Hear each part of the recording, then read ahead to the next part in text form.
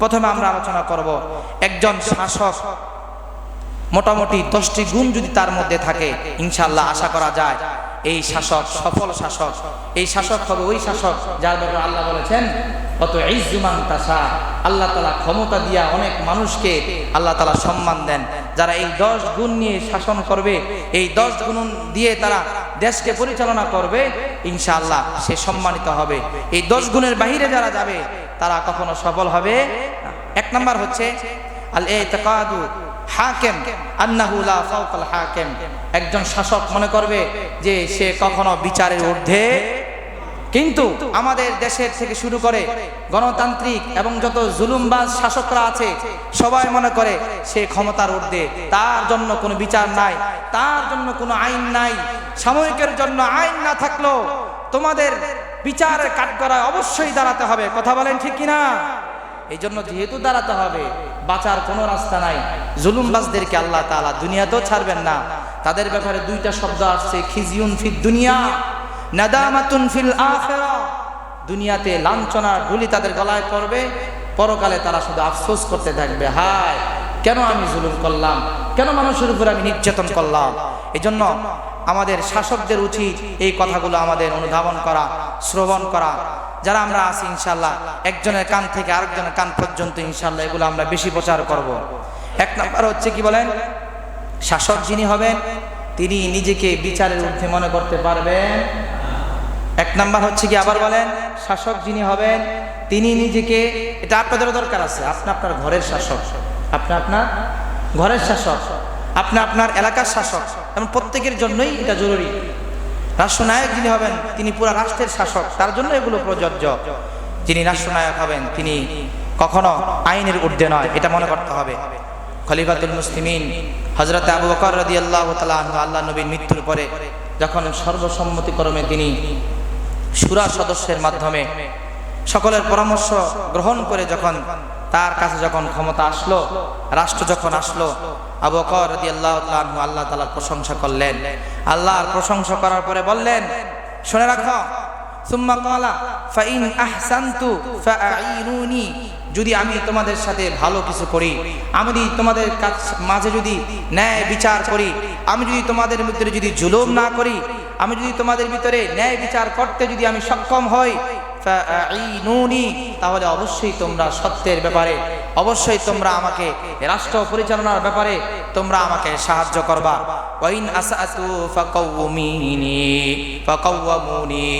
এরপরে আবু বকর রাদিয়াল্লাহু তাআলা বললেন, ওয়াইন আসাতু ফাকাওয়ামুনি, তোমরা যদি দেখো আমি কোনো কাজ থেকে, হক থেকে বিচ্যুতি আমার দ্বারা ঘটছে, আমার দ্বারা অন্যায় হচ্ছে, আমার দ্বারা অবিচার হচ্ছে, তাহলে তোমরা এটাকে শুধরিয়ে দিবা। বলেন আল্লাহু আকবার। একজন শাসক, সফল শাসক যদি সে শাসন শেষ করে ইজ্জত জনতার কাছে পেতে চায়, তাহলে শাসন ভার তার কাছে আসার পরে সে মানুষকে জানিয়ে দিতে হবে, যদি আমার দ্বারা যদি কল্যাণ হয় আমাকে সহযোগিতা করো, অকল্যাণ হলে আমাকে শুধরিয়ে দাও। কথা বলেন ঠিক কিনা? এটা প্রত্যেকটা শাসক বক্তব্য দিতে হবে। এরপরে কি বললেন, যদি আমি আল্লাহ এবং তার রাসূলের হুকুম মেনে তোমাদের কোনো আমি আদেশ করি তোমরা মানবা, আর যদি আমি আল্লাহ এবং তার রাসূলের বিরুদ্ধে গিয়ে কিছু বলি তাহলে তোমরা মানবা না। সুবহানাল্লাহ পড়েন। আল্লাহ পাক রব্বুল আলামিন সাহাবায়ে কেরামকে দিয়েছেন, আল্লাহর নবীর আদর্শ নিয়ে তারা রাষ্ট্র চালাইছেন। বর্তমানে যারা রাষ্ট্র চালাবেন জানি না কোন আদর্শ নিয়ে আসছেন, তবে আপনাদের কাছে হাত জোর করে বলবো, পূর্বের যারা গত হয়েছেন তারা আপনাদের জন্য সবক, আপনাদের জন্য উপদেশ, এজন্য তাদের থেকে উপদেশ গ্রহণ করবেন, দেশকে সুন্দর করে চালাবার চেষ্টা করবেন। কারণ এদেশের মানুষ স্বৈরাচারের বিরুদ্ধাচরণ কিভাবে করতে হয়, স্বৈরাচারকে কিভাবে উৎখাত করতে হয় এদেশের মানুষ জেনে গিয়েছে। বাংলার জমিনে, বাংলার মসনদে আর কোনো স্বৈরাচারের ঠাঁই হবে না। কথা বলেন ঠিক কিনা? রক্ত দিব, জীবন দিব, এই দেশকে সকল বহিরা শক্তি থেকে আমরা মুক্ত করে ছাড়বো ইনশাআল্লাহ। প্রিয় ভাইয়েরা আমার, এই দেশ এবং এই দেশের মানুষ এবং এই দেশকে আল্লাহ তাআলা ভালোবাসেন। কথা বলেন ঠিক কিনা? আপনারা জানেন না, এই স্বৈরাচার যদি না যাইতো তাহলে এই দেশের মানুষ বাক স্বাধীনতা হারাইছে, তারা সর্বদিক থেকে বঞ্চিত হয়েছে। ভারত আমাদের পৃথিবীর ভিতরে এই বাংলাদেশের জন্য সবচেয়ে বড় শত্রু হচ্ছে ভারত। কথা বলেন ঠিক কিনা? এতদিন স্লোগান দিয়েছি আমরা ইসরায়েলের পণ্য, খ্রিস্টানদের পণ্য, ইহুদি খ্রিস্টানদের পণ্য আমরা বর্জন করব। ওপেন বলতে পারি নাই ভারতের পণ্য বর্জন করব। এখন থেকেই শপথ করতে হবে ভারতের প্রত্যেকটি পণ্য দোকান থেকে লাথি মেরে ফেলতে হবে। কথা বলেন ঠিক কিনা? ওরা আমাদের চিরন্তন দুশমন, ওরা মুশরিক, ওরা কখনো মুসলমানদের কল্যাণ চায় না, ওরা কখনো মুসলমানদের ভালো চায় না।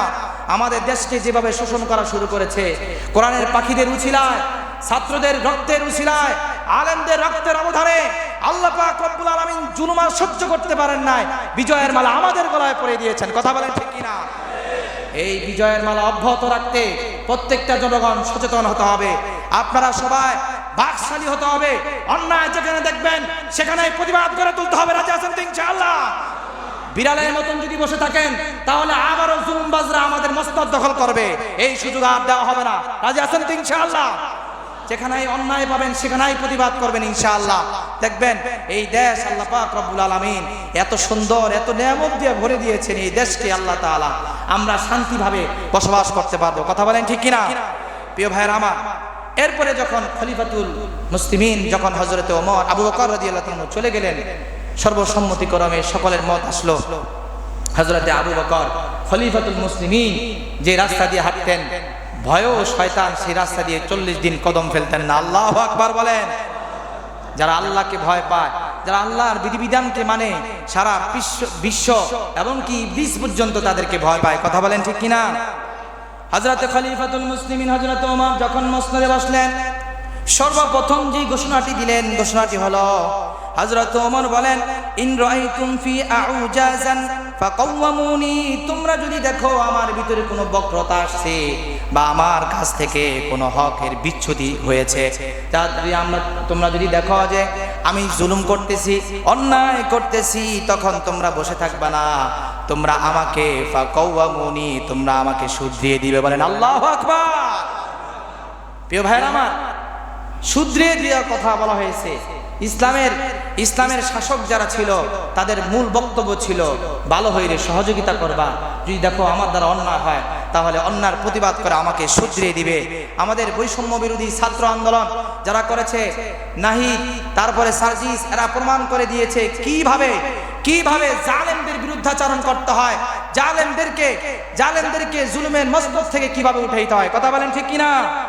এটা সেই 1400 বছর মুহাম্মদুর রাসূলুল্লাহ আমাদেরকে শিখিয়ে গেছেন। আমরা যদি আরো আগে যদি এই স্লোগান জালেমের বিরুদ্ধে তুলতে পারতাম, ইনশাআল্লাহ আমরা যদি ঐক্যবদ্ধ হয়ে তুলতে পারতাম, তাহলে এই জালেম আরো আগে বিদায় হইতো, দেশের এত ক্ষতি হইতো না, দেশের 12টা বাজতো না। কথা বলেন ঠিক কিনা? আমার কথাগুলোতে, কারণ আমাদের মুসল্লি আমলিকও আছেন, বিএমপিও আছেন। কথা বলেন ঠিক কিনা?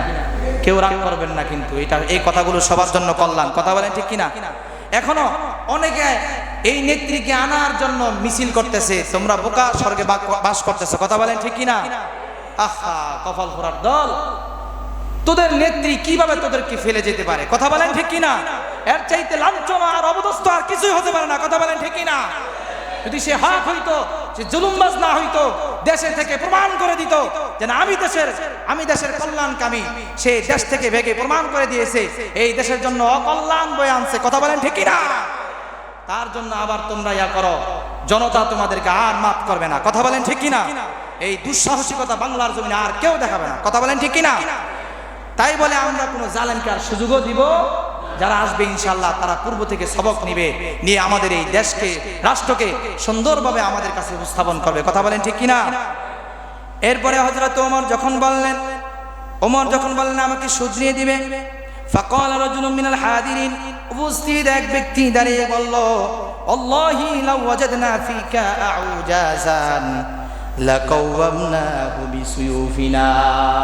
এক ব্যক্তি তরবারি নিয়ে দাঁড়ায় বলল, ওমর শোনো, তোমার ভিতরে যদি কোনো ত্রুটি বিচ্ছুতি পাই তাহলে আমি সর্বপ্রথম আমার তরবারি দিয়ে ঠিক করে দেব। আল্লাহু আকবার বলেন। এই কথা যদি আমাদের তথা কথিত যারা পরিচালনা করে গেছে রাষ্ট্র, তাদের কাছে একটা মসজিদের ইমাম পর্যন্ত হক কথা বলতে পারে নাই। কথা বলেন ঠিক কিনা? যে বলেছে তাকেও পরামর্শের ধারে কাছেও আনে নাই। কথা বলেন ঠিক কিনা? জুলুম চরম পর্যায়ে পৌঁছে গিয়েছে তার স্বেচ্ছাচারীর কারণে। কথা বলেন ঠিক কিনা? প্রিয় ভাইরা আমার, হযরত ওমর রাগ করলেন না। রাগ না করে কি বললেন? হযরত ওমর আল্লাহর প্রশংসা করলেন, বললেন আলহামদুলিল্লাহিল্লাযী জাআলা ফির রাইয়াতি মান ইয়াকুমু আওয়াজা উমর। আল্লাহ শুকরিয়া যে ওমরের শাসন আমলে ওমরের যদি কোনো ভুল ত্রুটি হয় তাহলে ওমরের ভুল ত্রুটি ধরে দেওয়ার জন্য, শুধরে দেওয়ার জন্য আল্লাহ তাআলা ওমরের শাসন আমলে কিছু সত্য মানুষ রেখেছেন। জোরে বলেন আল্লাহু আকবার। আসলে রাজা বাদশাদের দোষ না, দোষ আমাদের। আমরা কেন আন্দোলন করতে পারি না? কথা বলেন ঠিক কিনা? আমরা কেন হকের আওয়াজ তুলতে পারি না? এটি আমাদের দোষ। কথা বলেন ঠিক কিনা? প্রিয় ভাইরা আমার, শপথ করতে হবে যেখানে আমরা অন্যায় দেখবো হামলে পড়বো ইনশাআল্লাহ। রাজি আছেন তো ইনশাআল্লাহ? এই দেশকে যেন আল্লাহ পাক রব্বুল আলামিন একটি ইসলামিক রাষ্ট্র কায়েম করার তৌফিক আমাদের দান করেন, বলেন আমিন। প্রিয় ভাইরা আমার, এরপরে হযরতে ওমর রাদিয়াল্লাহু তাআলা আরেকটি ঘটনা। হযরত ওমর যখন বললেন যে তোমরা আমার ভিতরে যদি কোনো ত্রুটি বিচ্ছুটি দেখো তাহলে আমাকে ঠিক করে দাও, এক ব্যক্তি হযরত ওমরকে বলল ইত্তাকুল্লাহ ইয়া ওমর। ওমর যখন মসজিদের মিম্বরে হযরত ওমরকে বললেন ইত্তাকুল্লাহ ইয়া ওমর, হে ওমর আল্লাহকে ভয় করো। ফাজাবাহু আহাদুল হাজিরিন, উপস্থিত একজন ওমরের ভক্ত, সবাই তো ওমরের ভক্ত, কারণ ওমর তো আর জুলুমবাজ না যে তুমি ওমরকে বলবো ওমর তুমি আল্লাহকে ভয় করো। এই জন্য একজন সাহাবী বলছেন, জবাব দিছেন আতাকুলুনা হাযা লিআমিরুল মুমিনিন, তুমি আমাদের আমিরুল মুমিনিনকে এই কথা বলার দুঃসাহস কোথায় পেলে? তুমি কিভাবে বলতে পারলা ওমর তুমি আল্লাহকে ভয় করো? হ্যাঁ, ওমরকে বলতে পারতা যদি ওমর জুলুম করত, তাহলে বলতে পারতা। ওমর তো জুলুম করে নাই, তুমি তাহলে কেন বললা? এই কথা যখন সাহাবী প্রতিবাদ করলো, ওমর রাদিয়াল্লাহু তাআলা আনহু তাকে থামায় দিলেন, চুপ করো, বসে যাও, বসে যাও। এরপর ওমর যে কথাটা বললেন মন দিয়ে শোনেন, লা খায়রা ফীকুম ইল্লাম তাকুলুহা ওয়ালা খায়রা ফীনা ইল্লাম নাসমা'হা। হযরত ওমর এমন একটা কথা বলেছেন, শুনে রাখো, প্রতিবাদ বন্ধ করো না। লা খায়রা ফীকুম ইল্লাম তাকুলুহা। ওমর বললেন তোমাদের মাঝে আর আমাদের মাঝে, অর্থাৎ আমরা যারা রাষ্ট্র পরিচালনায় আছি আমাদের ভিতরে কল্যাণ থাকবে না যদি আমরা ইল্লাম তাকুলুহা তাদেরকে বলতে না দেই। আল্লাহু আকবার বলেন। তাদেরকে যদি বলতে না দেই, বলা যদি বাক স্বাধীনতা যদি আমরা নিয়ে যাই, তাহলে মনে রেখো সাময়িকের জন্য ক্ষমতা আসলেও এক সময় ক্ষমতার মস্তক থেকে এরা আমাদেরকে এমন ভাবে পিটুনি দিবে ভাগবার রাস্তা পর্যন্ত পাবো না। কথা বলেন ঠিক কিনা? হযরত ওমর বললেন এদেরকে বলতে দাও, এদের বলার মধ্যে আমাদের কামিয়াবি। এরপরে বলতেছেন খায়রুন ফিনা লা খায়রা ফিনা ইল্লাম নাসমাহা। তারা না বললে, বলতে যদি তাদেরকে না দেই তাহলে আমাদের ভিতরে কল্যাণ নাই, আর তারা যা বলবে তা যদি আমরা অন্তরের কান দিয়ে না শ্রবণ করি, তা যদি আমরা কাজের পরিণত না করি, তাহলে মনে রেখো আমাদের ভিতরেও কোনো কল্যাণ নাই। আল্লাহু আকবার বলেন। অর্থাৎ জনতা তার দাবি নিয়ে, তার দাবি আদায় করার জন্য শাসকের সামনে কথা বলবে, আর শাসক তা মেনে নিবেন, স্পষ্টভাবে মেনে নিবেন। কোনো রাগ অহংকার তার জবান থেকে বের হবে না। পূর্বে যারা শাসন করেছিল কিছু থেকে কিছু হইলে বলতো সবকিছু বন্ধ করে দিন, সবকিছু ফাঁস করে দিন, সবকিছু শেষ করে দিন, একদম গুলি করে শেষ করে দিন, জেলে বন্দি করে রাখবো। এই জালেমগুলো এখন কোথায়? পালাবার রাস্তা পায় নাই। কথা বলেন ঠিক কিনা? কারণ হচ্ছে তারা মানুষের বাক স্বাধীনতাকে নষ্ট করেছে। অথচ মানুষকে যদি এই স্বাধীনতা দেওয়া হইতো, প্রত্যেকটা মসজিদের ইমামকে যদি রাষ্ট্রীয় বিষয় জনগণের মধ্যে ভুলভ্রান্তিগুলো যদি মসজিদে তুলে ধরার জন্য যদি এভাবে যদি ওপেন করে দেওয়া হইতো, এগুলো যদি রাষ্ট্রের কানে যাইতো, তারা যদি পরিবর্তন হইতো, আশা করা যায় এখন শেখ হাসিনার এই দেশ থেকে দূরাইতে কেউ পারতো না। কথা বলেন ঠিক কিনা? পারতো না। কিন্তু সে কারো কথা শোনে নাই, জুলুমের স্টিমুলা চালিয়ে গিয়েছে, মানুষের রক্ত ঝরিয়েছে, রক্তে বাংলার এই সবুজ শ্যামলকে লাল করে ফেলেছে। কথা বলেন ঠিক কিনা? প্রিয় ভাইরা আমার, এই জন্য এই সবক জালেমরা গ্রহণ করতে হবে, এবং যারা শাসক হচ্ছেন তারা এগুলো অন্তরের কান দিয়ে শুনতে হবে। আমি এখন থেকে নিয়ত করেছি ইনশাআল্লাহ যত বড় ক্ষমতাধর শাসক হোক না কেন, তাদের বিরুদ্ধে এই মিম্বর থেকে সোচ্চার আওয়াজ উঠবে ইনশাআল্লাহ। কথা বলেন ঠিক কিনা? আর পৃথিবীর কোন শক্তি আমাদের আওয়াজ বন্ধ করতে পারবে না। কথা বলেন ঠিক কিনা? আমরা জীবন দিব, বন্ধ করতে চাইলে আরেকবার রক্ত দিয়ে এই দেশে ইসলামী হুকুমত আমরা আবার কায়েম করব ইনশাআল্লাহ। প্রিয় ভাইরা আমার, হযরত ওমর রাদিয়াল্লাহু তাআলা আনহু যে সবক আমাদেরকে দিলেন, তাদেরকে বলতে দাও, এর ভিতরেই তোমাদের কল্যাণ। আর তাদের কথা আমরা পরিপূর্ণ শুনে বাস্তবায়ন করতে পারলে আমরা যারা শাসক আছি আমাদের জন্য কল্যাণ। আল্লাহু আকবার বলেন। এই কথাটা সবাই ছড়াই দিবেন তো ইনশাআল্লাহ? সবাই মুখে মুখে মুখস্থ করার চেষ্টা করবেন। তাহলে এক নম্বরে কি গেল? শাসক নিজেকে আইনের না। 2 নাম্বার হলো আইয়ালামা আন্নাহু আমানা। একজন শাসক যখন ক্ষমতার মসনদে বসবেন তখন এই ক্ষমতাকে মনে করবেন আমানত। কি মনে করবেন? আমানত, আল্লাহর পক্ষ থেকে দেওয়া আমানত। কারণ রাজত্বের মালিক যেহেতু আল্লাহ, সময় পুরালে এটা আবার কেড়ে নিবেন কে? যদি আমি আমানত ধরে থাকি, সবাই চিরদিন ক্ষমতায় থাকে না। যদি আমানতের সাথে থাকি ইনশাআল্লাহ, তাহলে ইনশাআল্লাহ আল্লাহ পাক রব্বুল আলামিন আমাকে ইজ্জত দিবেন। আর যদি আমানতের সাথে না থাকি তাহলে আল্লাহ আমাকে বেইজ্জতি করবেন। আল্লাহ পাক রব্বুল আলামিন কোরআনের মধ্যে বলেন, ইন্নাল্লাহা ইয়া'মুরুকুম আন তুআদ্দুল আমানাতি ইলা আহলিহা। আল্লাহ পাক রব্বুল আলামিন প্রত্যেক অভিভাবককে ডেকে ডেকে বলতেছেন, শুনে রাখো, প্রত্যেকের অধিকার তোমরা বিশ্বস্ততার সাথে তাদের ধারে ধারে পৌঁছিয়ে দাও। বলেন আল্লাহু আকবার। খলিফাতুল মুসলিমিন হযরত ওমর রাতের বেলা একা একা চাদর মুড়ি দিয়ে দিয়ে এলাকা এলাকা ঘুরতেন আর দেখতেন কোন মানুষ কোন সমস্যার ভিতরে আছে। হযরত খলিফাতুল মুসলিমিন এভাবে দেখে দেখে তাদের সমস্যাগুলো এই আমানত রক্ষা করে তাদের সমস্যা সলভ করার চেষ্টা করতেন। বলেন আল্লাহু আকবার। প্রিয় ভাইরা আমার, আপনারা যাই বলেন না কেন, এই দেশে ইসলাম আসা ছাড়া কখনো আমরা কল্যাণের মুখ দেখব না। কথা বলেন ঠিক কিনা? আমাদেরকে আরেকবার লড়াই করতে হবে ইসলামের জন্য, আরেকবার আমাদেরকে জীবন দিতে হবে ইসলামের জন্য। রাজি আছেন ইনশাআল্লাহ? প্রিয় ভাইরা আমার, আমানতদারি সবচেয়ে বড় বিষয়। একজন শাসক যখন মনে করবে এই ক্ষমতা হচ্ছে আমার কাছে আমানত, সুতরাং আমি এটার অপব্যয় করতে পারি না, এটার অপব্যবহার আমি করতে পারি না, আমি অহংকার করতে পারি না, এটার অপব্যয় আমি করতে পারি না, যখন সে মনে করবে তখন তার দ্বারা আর জুলুম হতে পারে না। নবীর এক সাহাবী আবু যর রাদিয়াল্লাহু তাআলা তিনি বললেন, ইয়া রাসূলুল্লাহ লা তাস্তামিলুনি, ও আল্লাহর নবী আপনি আমাকে এখানের ক্ষমতা দেন। আল্লাহর নবী বললেন, ফাকাল রাসূলুল্লাহ সাল্লাল্লাহু আলাইহি ওয়াসাল্লাম, ইয়া আবা যর ইন্নাকা যায়ীফুন, হে আবু যর তুমি হইলা একজন দুর্বল মানুষ, ওয়া ইন্নাহা আমানাতুন, আর আমানত হলো শক্তিশালী এবং বড় মারাত্মক একটি বিষয়। তোমার মতন দুর্বল দিয়ে ক্ষমতার মতো আমানত তুমি রক্ষা করতে পারবা?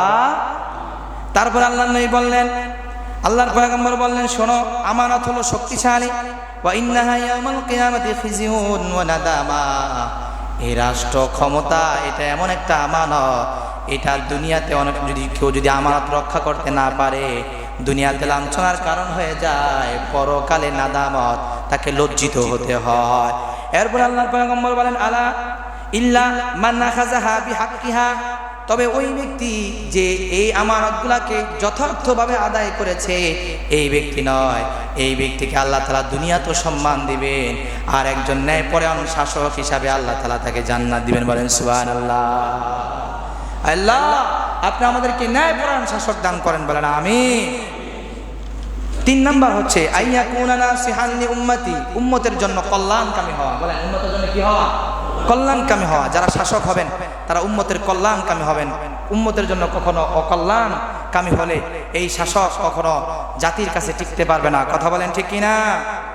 মাকাল ইবনে ইয়াসার রাদিয়াল্লাহু তাআলা আনহু থেকে বর্ণিত, তিনি বলেন, قال النبي صلى الله عليه وسلم ما من ولي يلي رعية من المسلمين, যে ব্যক্তি কোনো মুসলমানদের শাসক হিসাবে নিযুক্ত হলো, ফায়ামুত, এবং সে মারা গেল, শাসন ব্যবস্থা শেষ করে মারা গেল, অহুয়া গশুন লাহুম, এরপর আল্লাহর নবী বললেন, কিন্তু এই ব্যক্তি তাদের সাথে প্রতারণা করেছে, তাদের কখনো কল্যাণ কামনা করে নাই, তাদের সাথে প্রতারণা করেছে। আল্লাহর পয়গম্বর বলেন, ইল্লা হারামাল্লাহু আলাইহিল জান্নাহ, আল্লাহ তাআলা এই ব্যক্তির উপরে জান্নাতকে হারাম করে দিবেন। বলেন নাউজুবিল্লাহ। যে ব্যক্তি এই আমানতকে রক্ষা করবে না এবং মানুষের সাথে প্রতারণা করবে, প্রতারণা কত ধরনের হতে পারে। হ্যাঁ, দ্রব্যমূল্যের জিনিসের দাম বেড়ে যায় আর সে আমাদেরকে রেসিপি শেখায়। কথা বলেন ঠিক কিনা? এগুলো তো জাতির সাথে প্রতারণা। এই প্রতারণার কারণে আজকে মসনদ হারাইতে হয়েছে। কথা বলেন ঠিক কিনা? প্রিয় ভাইরা আমার, এই জন্য জাতির সাথে প্রতারণা করলে সে জান্নাত পাবে না। এরপরে আরেকটি কথা আমাদের স্পষ্ট করে মনে রাখতে হবে, ওয়াইদা ইউলাজিমুল আদলা ফি কুল্লি আহওয়ালিন, যারা শাসক হবে তারা সব সময় জনগণের দিকে তাকিয়ে থাকবে। কি চাহনি তাদের, তারা কি বলতে চান, তারা কি বলতে চান, তাদের কি দাবি, এগুলোর পিছনেই লেগে থাকতে হবে। কথা বলেন ঠিক কিনা? তখনই সে কল্যাণকামী হবে। জনগণকে বুঝতে চায় না, জনগণের কথা শুনতে চায় না, জনগণকে সে একেবারেই কিছুই মনে করে না, তাহলে এই শাসক কখনো জনগণের কল্যাণকামী হতে পারে? সব সময় তার মুভমেন্ট থাকবে জনগণের দিয়ে। কথা বলেন ঠিক কিনা? ভাইরা আমার, এটা হলো 3 নাম্বার। 1 নাম্বার কি একটু বলি তো, মনে রাখা দরকার আছে, শাসক নিজেকে আইনের ঊর্ধ্বে মনে করবে না। 2 নাম্বার হচ্ছে কি বলেন, আমানত রক্ষা করতে হবে। 3 নাম্বার হচ্ছে নাসিহ লি উম্মতি, সে তার জনগণের জন্য একজন কল্যাণকামী শাসক হতে হবে। 4 নাম্বার আইয়ুলাজিমাল আদলা ফি কুল্লি আহওয়ালিন, প্রত্যেক স্থানে সে ন্যায় পরায়ণতাকে প্রাধান্য দিবে। সুবহানাল্লাহ পড়েন। একজন শাসক যখন সে ন্যায় পরায়ণ হবে, তখন পৃথিবীর কোনো শক্তি তার থেকে শাসন ক্ষমতা নিতে পারবে না। কথা বলেন ঠিক কিনা? কারণ সে ন্যায় পরায়ণ, আর ন্যায় পরায়ণ হচ্ছেন আমার আল্লাহ। আল্লাহর কাছে যে ক্ষমতা পৃথিবীর কোনো মানুষ সেই ক্ষমতা নিতে পারে। এজন্য যারা বেশি ক্ষমতা থাকার সব, তাদের উচিত ন্যায় পরায়ণ হওয়া।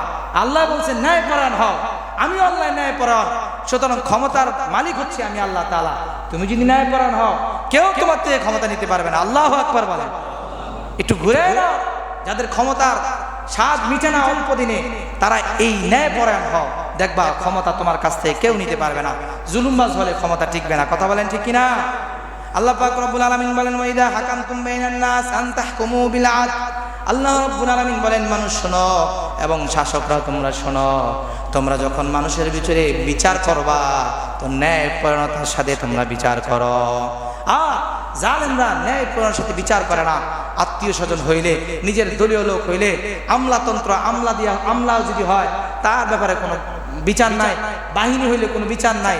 আহারে, ফেরাউন তো আমলাতন্ত্রকে পছন্দ করত।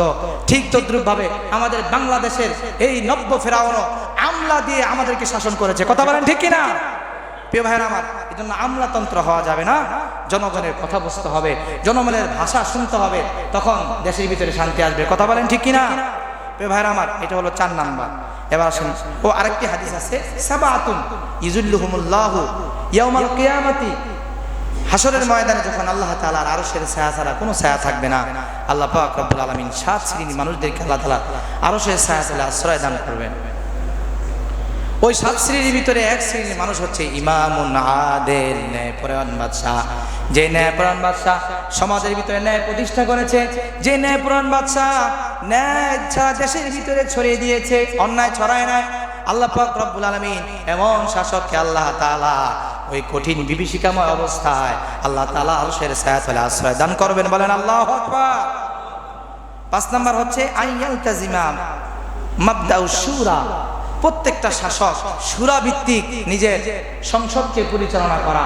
আমাদের যেই স্বৈরাচার দেশ থেকে উৎখাত হয়েছে, তার ব্যাপারে শুনছি সে পরামর্শ করত, তার বাহিরে, রুমের বাহিরে কারা আছে এটাও কেউ জানতো না। কথা বলেন ঠিক কিনা? এমন স্বেচ্ছাচারী যেদি এক নারী ছিল, শাসক ছিল, যার কারণে তার অধঃপতন সে নিজে ডেকে এনেছে। কথা বলেন ঠিক কিনা? এজন্য একজন শাসক পরামর্শ করে তার মস্তককে পরিচালনা করবেন, দেশকে পরিচালনা করবেন, তখন তার দেশ সুন্দর হবে, দেশ সুন্দর এবং সুচারুভাবে পরিচালিত হবে। আল্লাহ তাআলা কোরআনের ভিতরে বহু জায়গায় বলছেন, ওয়াশাবিরহুম ফিল আমরি, তোমরা যে কোনো বিষয় তোমরা পরামর্শ করে চলো, কারণ পরামর্শের ভিতরে আল্লাহ পাক রব্বুল আলামিন বরকত রেখেছেন। পরামর্শ করার পরে যদি আমরা পরামর্শ করার পরে যদি এটা ভুল সিদ্ধান্ত হয়, পরামর্শ করার কারণে ওই ভুল সিদ্ধান্তের যে খারাপিগুলো আছে আল্লাহ তাআলা আমাদের থেকে সরাইয়া দিবেন। সুবহানাল্লাহ পড়েন। আল্লাহ পাক রব্বুল আলামিন কত বড় দয়ালু। সাহাবায়ে কেরামের যুগও এরকম হয়েছে। আল্লাহ নবী এবং সাহাবায়ে কেরামদেরকে নিয়ে বসছেন, ওমরে যে রায় দিয়েছেন জবাই করার কথা, যে ইহুদি খ্রিস্টানদেরকে ছেড়ে দেওয়া হবে না, জবাই করতে হবে। তো সাহাবায়ে কেরাম অনেকেই মত দিয়েছেন যে না, তাদেরকে মানে কর আরোপ করা হোক বা তাদের থেকে ট্যাক্স নেওয়া হোক, তাদেরকে ছেড়ে দেওয়া হোক। হ্যাঁ, কিন্তু আল্লাহ পাক রব্বুল আলামিন চাইছেন যে না, তাদেরকে হত্যা করা হোক, কারণ তারা ইসলাম এবং মুসলমানদের উপরে যে নির্যাতন করেছে এটা আল্লাহ সহ্য করতে পারেন নাই। আল্লাহ পাক রব্বুল আলামিন ওমরের সিদ্ধান্তের উপরে আয়াত নাজিল করলেন, ওমর যে সিদ্ধান্ত করেছে হত্যা করার, এটাই আমি আল্লাহর সিদ্ধান্ত, কিন্তু আসমান থেকে গজব নেমে আসছিল, আপনাদের পরামর্শের কারণে আমি গজব উঠিয়ে নিয়েছি। আল্লাহু আকবার বলেন। যদি শাসকরা পরামর্শ করে কাজ করে, তাহলে আল্লাহ পাক রব্বুল আলামিন পরামর্শ খারাপ হলো, ভুল সিদ্ধান্ত হলো, আল্লাহ পাক রব্বুল আলামিন ওই ভুল সিদ্ধান্তের খারাপি থেকে বাঁচায়া দেন। এই জন্য ওয়া আমরুহুম শুরা বাইনাহুম, আল্লাহ তাআলা আরেকটি আয়াতের ভিতরে বলেন, তোমরা তোমাদের হোক এটা আমার ব্যক্তিগত, পারিবারিক, সামাজিক, রাষ্ট্রীয় প্রত্যেকটা ক্ষেত্রে আমরা যদি ইনশাআল্লাহ নিজেরা পরামর্শ করে কাজ করি, ইনশাআল্লাহ সবাই খুশি হয়ে যায় এবং এটার ভিতরে আল্লাহর বরকত থাকে। করব তো ইনশাআল্লাহ। 6 নাম্বার, আইয়াকুনা জাকিয়ান আলিমান বিআহকামিদ্দিন, রাষ্ট্রপ্রধান হবে এমন একজন যিনি হবেন জাকিয়ান, খুব মেধাবী, এবং আলিমান বিদ্দিন বিআহকামিদ্দিন, শরীয়ত দ্বীন সম্পর্কে পরিপূর্ণ জ্ঞানী হতে হবে। কথা বলেন ঠিক কিনা? দুনিয়ার জ্ঞানী যদি হয়, দুনিয়ার তন্ত্রমন্ত্রে বিশ্বাসী হলে এমন শাসক কখনো সমাজের ভিতরে কল্যাণ আনতে পারবে? প্রিয় ভাইরা আমার, আমাদের বর্তমান অন্তর্বর্তীকালীন যে সরকার হয়েছে, ডাক্তার ইউনূস সাহেব, তাকে ধন্যবাদ জানাই। তার পিছের ইতিহাস কিন্তু ভালো না। সে একজন সুদী মানুষ এবং নোবেলজয়ী, সুদেশে নোবেলজয়ী হয়েছে। আমরা দেখবো, ওলামায়ে কেরাম বলছে, আমরা দেখবো সে রাষ্ট্র কিভাবে চালায়। যদি দেখি সেও স্বৈরাচারী হচ্ছে বা সুদ থেকে সরে আসতেছে না, আমরা আবার ইনশাআল্লাহ আন্দোলন করব। কথা বলেন ঠিক কিনা? তারপরও দেশের এখন পরিস্থিতি, যে কোনো একজন বসে আগে দেশের হাল ধরো। কথা বলেন ঠিক কিনা? কারণ ভারতের দূষররা এখনো আছে, ওখানে বসে পরিকল্পনা করতেছে আমাদের দেশের ভিতরে অরাজকতা সৃষ্টি করার জন্য। কথা বলেন ঠিক কিনা? প্রিয় ভাইরা আমার, এই জন্য একজন শাসক হবে মেধাবী এবং একজন শাসক হবে কোরআন হাদিস সম্পর্কে, আল্লাহর দ্বীন সম্পর্কে পরিপূর্ণ অভিজ্ঞশীল। যে ব্যক্তি আল্লাহর দ্বীন জানবে, সে কখনো মানুষের ভিতরে কখনো অন্যায় ছড়ায়া দিতে পারে না। কথা বলেন ঠিক কিনা? কারণ তার সামনে আছে কোরআন, তার সামনে আছে হাদিস, তার সামনে আছে আল্লাহ পাক রব্বুল আলামিনের পক্ষ থেকে পাঠানো একমাত্র সত্যবাণী আল কোরআন। এই কোরআনের বিচার করলে কখনো সমাজের ভিতরে স্বৈরাচারী এবং সমাজের ভিতরে অন্যায় কখনো ছড়াবে না। কথা বলেন ঠিক কিনা? প্রিয় ভাইরা আমার, আল্লাহ পাক রব্বুল আলামিন কোরআনের ভিতরে আল্লাহ পাক রব্বুল আলামিন একটা আয়াত উল্লেখ করেছেন। জালুত একটা জাতি ছিল, তাদেরকে আল্লাহ পাক রব্বুল আলামিন একজন নবী দিয়েছিলেন তালুত নামে। তা আল্লাহ পাক রব্বুল আলামিন বলেন, ওই সময়কার মানুষ যারা ছিল, তালুতকে যখন আল্লাহ পাক রব্বুল আলামিন রাষ্ট্র ক্ষমতা দিলেন, তখন তারা মানতে চায় না। আমরা তালুতকে কেন মানব? তার মাল তো আমাদের থেকে কম, তার সম্পদ আমাদের থেকে কম, তাকে আমরা কেন মানব? ওই সময়কার মানুষ সম্পদটাকে প্রাধান্য দিলেন, কিন্তু আল্লাহর কাছে সম্পদের প্রাধান্য নয়। আল্লাহ বলেন, আমার কাছে কোরআন সুন্নাহ এবং আমি আল্লাহর হুকুমকে বাস্তবায়ন করতে পারবে, সেটাই হচ্ছে আমার কাছে মুখ্য। আল্লাহু আকবার বলেন। তারা যখন তালুতকে মানতে চাইল না, তখন আল্লাহ পাক রব্বুল আলামিন বললেন, ইন্নাল্লাহা আস্তাফাহু আলাইকুম ওয়া যাদাহু বাসতাতান ফিল ইলমি ওয়াল জিসম। শুনে রাখো, তোমরা তালুতকে শাসক হিসেবে মানতে চাও না, আর আমি আল্লাহ তাআলা তালুতকে পছন্দ করি। কারণ তালুতকে আমি আল্লাহ পাক রব্বুল আলামিন ওয়া যাদাহু বাসতাতান ফিল ইলমি ওয়াল জিসম, আমি তালুতকে ইলম এবং তার দেহ গঠন, শরীরের দিক থেকে অনেক প্রশস্ততা দান করছি। বলেন আল্লাহু আকবার। 1 নম্বরে বলছেন যাদাহু বাসতাতান ফিল ইলমি, অনেক গভীর জ্ঞানের অধিকারী, অনেক শিক্ষাবিদ, অনেক বড় জ্ঞানী তালুত, এবং সে হচ্ছে দেখতে অনেক সুন্দর, এবং যাদাহু বাসতাতান ফিল ইলমি ওয়াল জিসম, এবং জিসমটা ছিল খুব সুন্দর, একটু মোটা সোটা দেখতে, খুবই মানানসই ছিল আর কি। তবে আগে এলেন শুধু মানানসই একটারে বসায় দিলাম, কিন্তু এটার ভিতরে এলেন জ্ঞান কিছু নাই। এর দ্বারা কোনো লাভ হবে? বলেন। ঢাকা শহরে মসজিদে ইমামতিতে ইন্টারভিউ দিতে গেলে আগে দেয় হুজুরের ফিগারটা ঠিক আছে কিনা, লম্বা কতটুকু, 6 ফুট কিনা, হ্যাঁ, এগুলো আগে দেখে। ভাবসাবটা কেমন, আমাদের সাথে মিলবে কিনা, আমি তো সরকারি চাকরি করছি, একটা ভাবসাব আছে, আমার সাথে মিলবে কিনা, হ্যাঁ। আর ইলম কালাম তো পরে কথা, শরীরে মিলে কিনা আগে তো এটা দেখতে হবে। এইভাবে ঢাকা শহরের মসজিদের ইমামগুলাকে নিয়োগ দেয়, চরম পর্যায়ের ভুল। কথা বলেন ঠিক কিনা? আপনাদের নামাজও নষ্ট হবে, আপনাদের ঈমানও যাবে, আপনাদের পরকালও নষ্ট হবে। কথা বলেন ঠিক কিনা? দেখতে হবে তিনি আলেম বিদ্দিন কিনা, আল্লাহর দ্বীন বুঝেন কিনা, শরীয়ত বুঝেন কিনা, তার পিছনে মুরব্বী আলেম আছে কিনা দেখতে হবে। হ্যাঁ, জামাত থেকে বিচ্ছিন্ন এমন আলেমকে দিয়ে ইমামতি করলো, তার দ্বারা সমাজের ভিতরে বিশৃঙ্খলা হওয়ার সম্ভাবনা রয়েছে। কথা বলেন ঠিক কিনা? অপ্রীতিকর ঘটনা ঘটার সম্ভাবনা রয়েছে। কথা বলেন ঠিক কিনা? সমাজে ঘটে না। এই জন্য আমরা ইমাম নিয়োগের ক্ষেত্রে আলেমদেরকে কমিটির ভিতরে আনবো। রাজি আছি ইনশাআল্লাহ? হ্যাঁ, সভাপতি সাহেব যদি আলেম সাহেব যদি বিবেচনা করে, তাহলে সভাপতি যেরকম ইমাম উঠবো কি ওরকম। তবে আলহামদুলিল্লাহ আমাদের শরীফবাগের মানুষ ভালো, শুনছি এরা যখন জুমার দিনই ইন্টারভিউ নিছে, 2 জন আলেমকে ইন্টারভিউ দিন প্রত্যেক জুমাতে রাখছে। কি মজা সাহেব, এরকম না? শুনছি এরকম। আলহামদুলিল্লাহ বলে আমাদের শরীফবাগের এই মসজিদ কমিটিকে আল্লাহ তাআলা কবুল করেন, বলেন আমিন।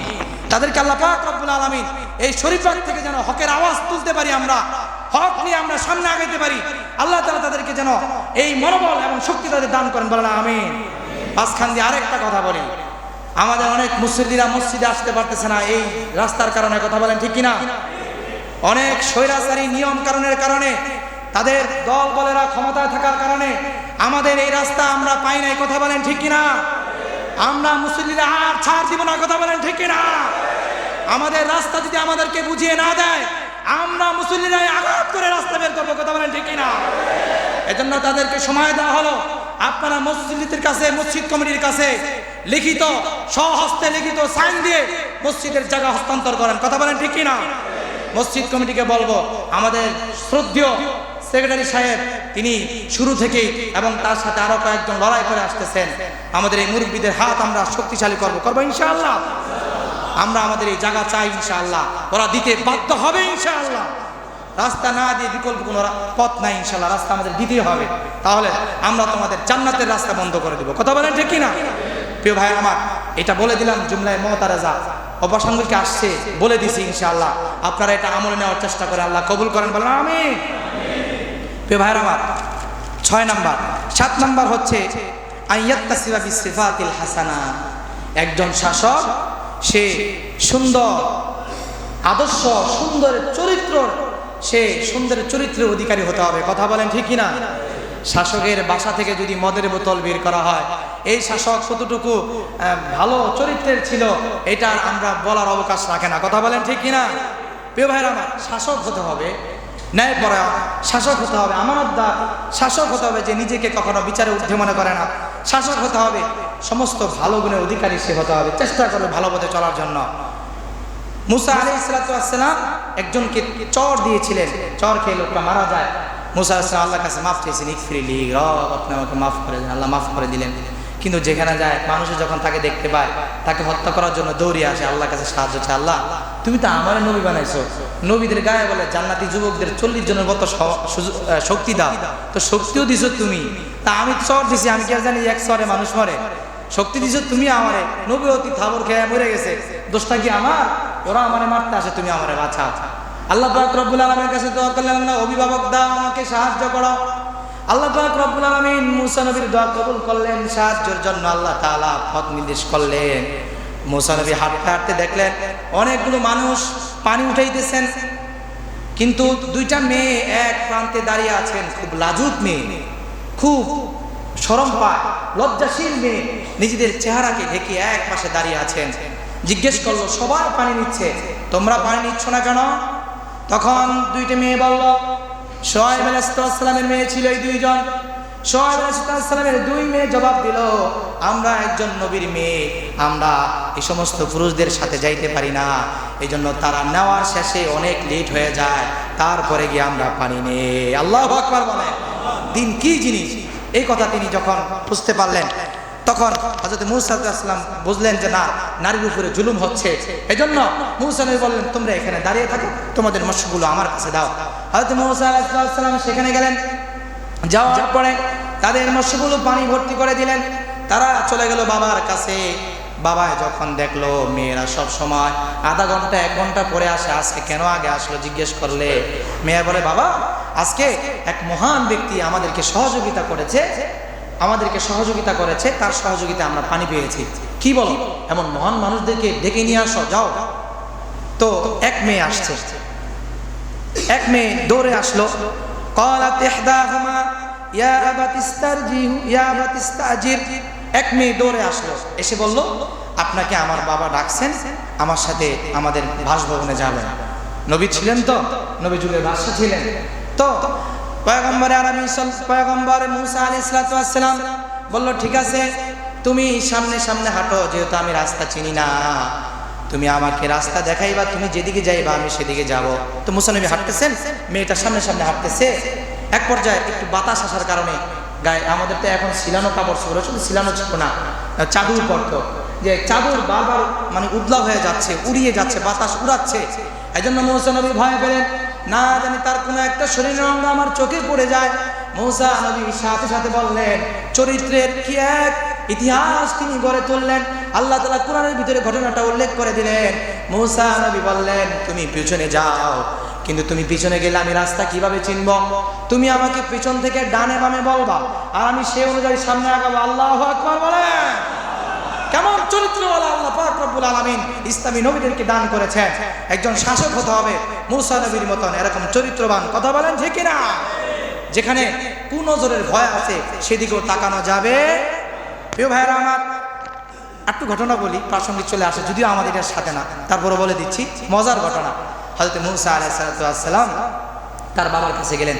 মেয়েরা বলল, বাবা তুমি তো একজন কামলা নিবা, মজুর নিবা, তো আমি মনে করতেছি ইন্না খায়রা মান ইস্তাজারতাল কাবিয়ুল আমিন, আমি মনে করি তুমি যাদেরকে নিবা তাদের মধ্যে থেকে এই ব্যক্তি শক্তিশালী।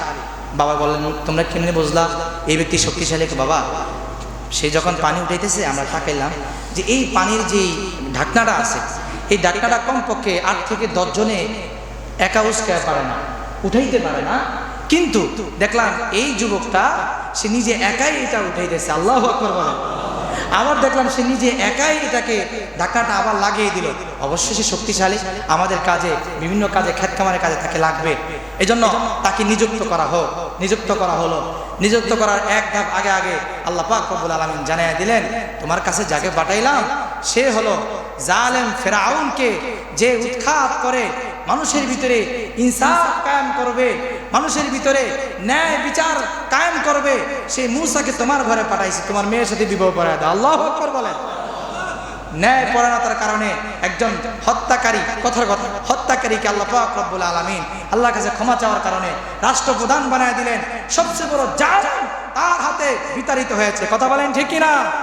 প্রিয় ভাইরা আমার, এটা হচ্ছে 7 নাম্বার। 8 নাম্বার হচ্ছে উম্মত, যারা মানুষ আছে, জনগণ আছে, এই জনগণের কাজে সহযোগিতা করা, জনগণের সাথে থাকার চেষ্টা করা।